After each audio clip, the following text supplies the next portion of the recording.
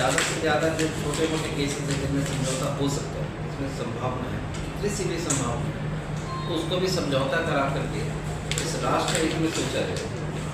और वो कैंपेन की शुरुआत हो चुकी है और हमारे स्तर पर जोर शोर से सब काम चल रहा है।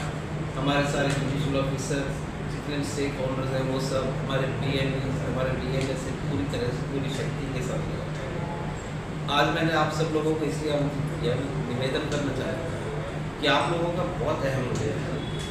अगर मैं किसी काम के लिए 2000 इख्तियार बंटवाऊँगा तो वो उतने काफ़ी नहीं है जितने आपके 20 घरों में आपके द्वारा जाएगा, क्योंकि आपको लोग डायरेक्ट सुनते हैं।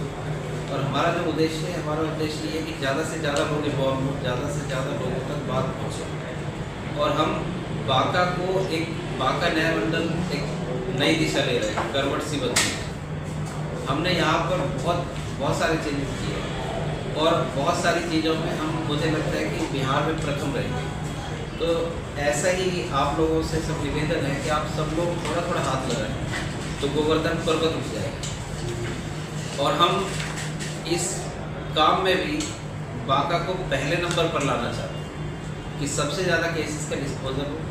जो भी टाइम फ्रेम रखा हुआ है, ऑनरेबल सुप्रीम कोर्ट ने जो मार्गदर्शन दिया, ऑनरेबल हाई कोर्ट ने जो मार्गदर्शन दिया, उसके अनुसार हमारे लेवल पर काम हो। बस इसको चाहिए तो उड़ान चाहिए और वो उड़ान दे सकते हैं आप। तो ये निवेदन करने के लिए आपको आमंत्रित किया। बाकी इसका जो टाइम फ्रेम है, टाइम लिमिट्स है, वो सब हमारे DLA के साथ ज़्यादा विस्तार से और अच्छे से बता पाएंगे। अच्छा सर, जो मीडिएशन आपके थ्रू होगा उसकी लीगलिटी क्या है, लीगल एस्पेक्ट क्या है?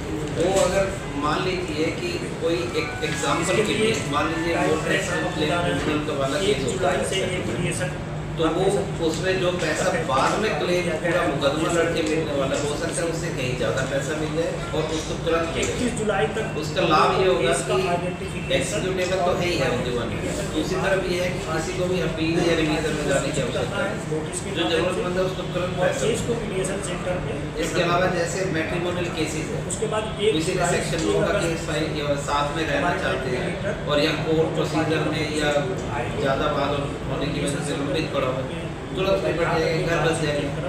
125 का मान लीजिए अब तो 144 हो गया उसके आधार पर। तो जो उसमें पैसा मिलना है, क्लेम मिलना है बच्चे को, हो सकता है कि वो पति पत्नी का दोनों का आपस में समझौता हो, घर बस जाए कि नई शुरुआत हो जाए। तो ये तो हुआ इसके इफेक्टिव होने की बात।